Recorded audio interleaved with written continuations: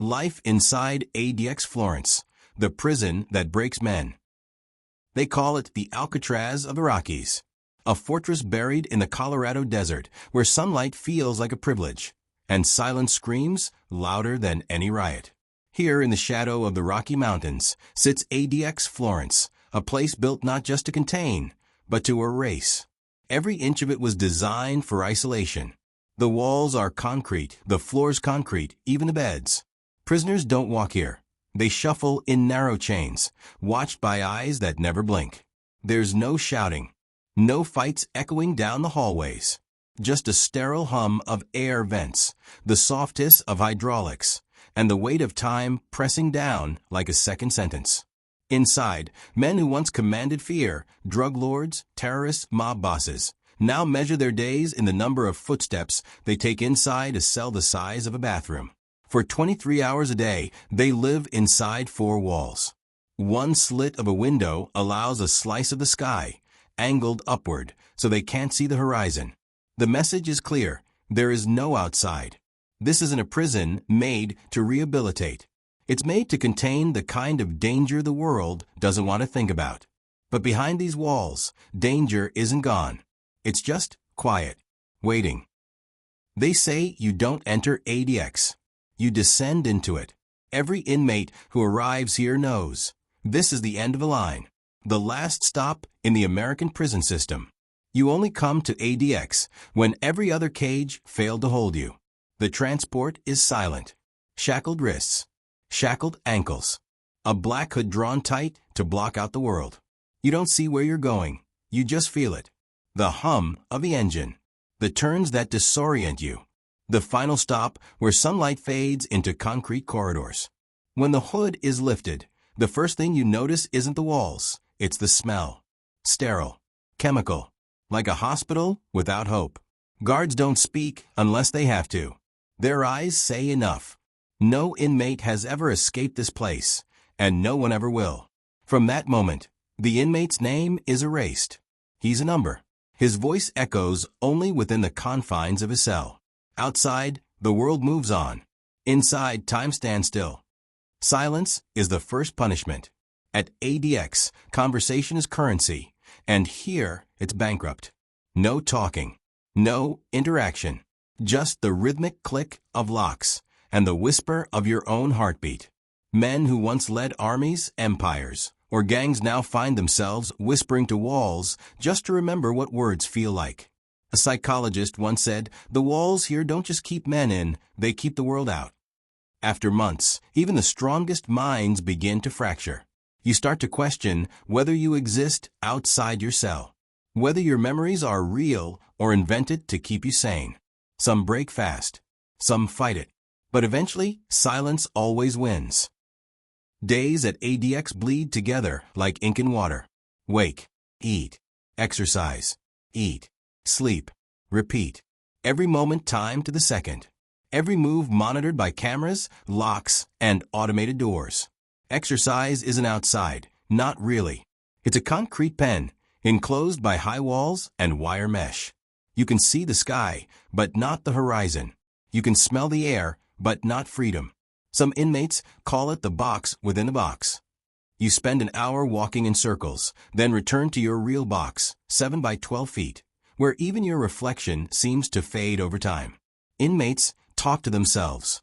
Some sing. Some tap messages through the vents. Tiny acts of rebellion against the endless monotony. But even rebellion is measured here. You can't escape the routine. And the routine eventually escapes you, leaving nothing but time and a memory of who you used to be. ADX Florence doesn't break bodies. It breaks minds. Every sound becomes magnified, a distant cough, a shuffle of boots, the mechanical whir of a door locking somewhere down the hall. In that silence, your mind turns against you. You start to hear things. Whispers through the vents. Footsteps that stop outside your cell. Maybe it's real. Maybe it's not. You learn not to ask. Inmates describe it as dying while still alive. They count tiles, shadows, the seconds between meals. Some begin to write imaginary letters. Others build lives in their heads. Psychologists call it segregation syndrome. The government calls it control. Either way, the result is the same: men unravel. And the cruelest part? No one sees it happen. It's quiet, hidden, efficient. Inside ADX, every cell holds a story the world remembers, or wants to forget. Terry Nichols, the Oklahoma City bomber. Ramzi Youssef, who plotted the first World Trade Center attack. El Chapo, the drug kingpin who tunneled out of everything else.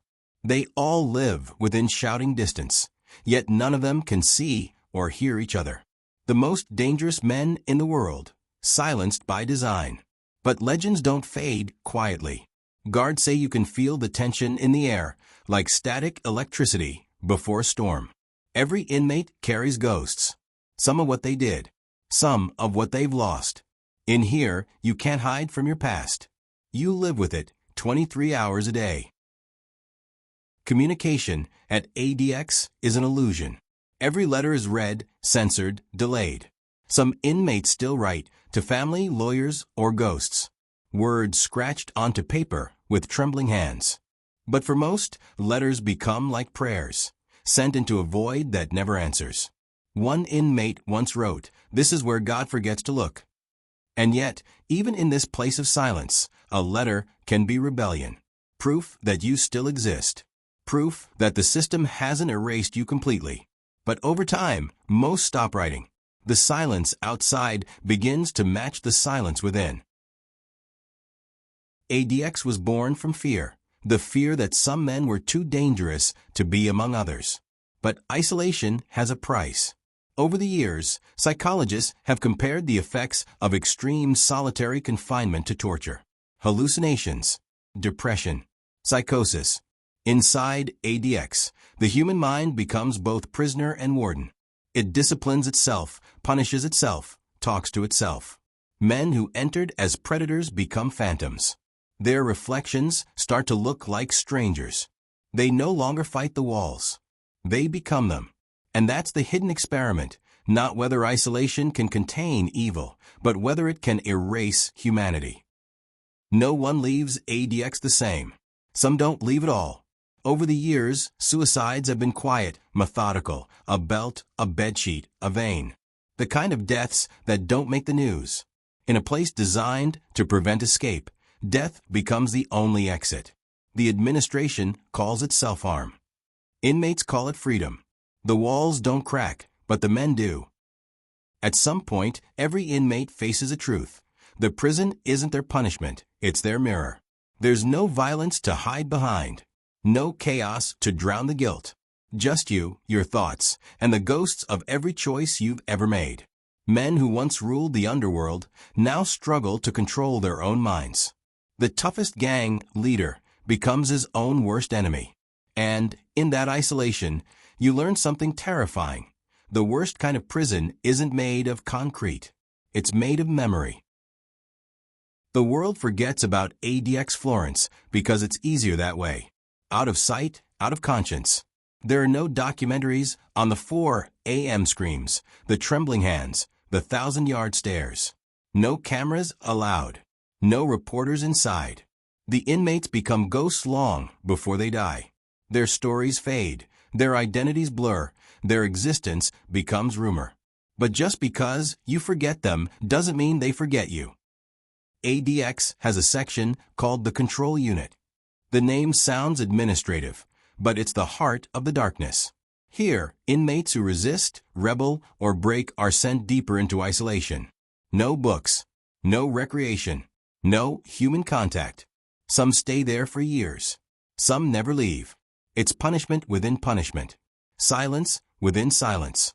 And yet it's here that the human spirit reveals itself. In whispers, in wall scratches, in small acts of defiance that no guard can see. Even the guards at ADX aren't untouched. They walk the same corridors, breathe the same recycled air, and see the same blank faces, year after year. Some admit it changes them. Others pretend it doesn't. It's not just inmates who live behind the walls. The staff do too, in a way. They carry the weight of every scream they can't respond to, every cry they have to ignore. In this place, empathy is dangerous. Detachment is survival. ADX Florence was built to represent control, absolute, unbreakable, eternal. But even concrete cracks under pressure. There are stories of inmates who find ways to communicate, to smuggle messages, to create meaning out of nothing. The system wants obedience. The human soul wants connection. And that battle never ends. The truth? ADX doesn't destroy men. It forces them to face who they really are. And that's something even the system can't control. Somewhere deep in the corridors of ADX, you can hear it, a faint sound, like someone whispering your name. Maybe it's the wind. Maybe it's memory. Or maybe it's every soul that's ever been buried within these walls, calling out for one last chance to be heard. ADX Florence wasn't built for redemption. It was built for silence. But silence has an echo. And if you listen long enough, you'll realize that even in the world's toughest prison, no one truly escapes themselves. They call it justice. But inside these walls, justice doesn't feel like balance. It feels like silence. The men locked away in ADX Florence are names the world doesn't want to remember. The monsters, the masterminds, the symbols of everything we fear. But behind every number, behind every concrete door, there's still a heartbeat. And that heartbeat echoes. You see, ADX wasn't built to rehabilitate. It was built to contain. To erase the parts of humanity we don't want to face. But what happens when you erase too much? When a man becomes a shadow. When the shadow becomes the cell, and the cell becomes all that's left. The world calls this place secure. But maybe it's just a mirror, a reflection of how far we'll go to forget our own darkness. Because inside these walls, you don't find redemption. You find truth, cold, unrelenting, and carved in concrete. That no matter how far you bury evil, it always finds a way to whisper back. The truth is, ADX Florence doesn't just hold prisoners. It holds every choice we've ever made about punishment, control, and fear. It's the silence we create when we stop believing people can change. And maybe that's the real sentence, not for the men inside, but for us out here. A reminder that the line between justice and vengeance isn't made of concrete. It's made of conscience. Beat pause. Somewhere tonight, in a 7 by 12 cell, a man lies awake, staring at the ceiling, counting the cracks he can't escape. He doesn't dream anymore. He remembers. And the walls remember with him. Because even in the world's toughest prison, you can cage a body, but never the mind. You can silence a man, but never his echo. Soft fading. And so the echo continues through the vents, through the years, through every stone of ADX Florence. It's the sound of what we choose to forget, calling out to be remembered. Thanks for watching. Don't forget to like, share, and subscribe.